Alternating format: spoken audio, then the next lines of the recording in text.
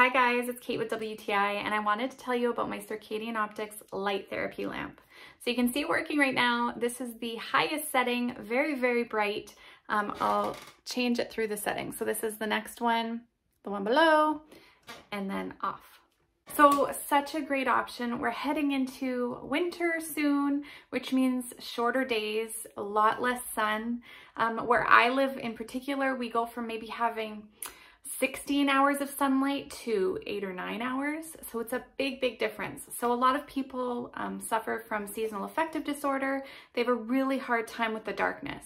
So this kind of a light therapy lamp can really mimic the sun and help to regulate your mood and just give you that extra bit of a boost that you need to make it through the winter months. It can also help with people who have a hard time sleeping. It can help to adjust your sleep cycle to mimic the sun again. Really nice option to have. And then of course it just looks nice and it gives you great lighting. So if nothing else, you have that. It's very portable. It's a nice compact size. Like I said, it has the 3 different light settings and those work with just a light touch of the button.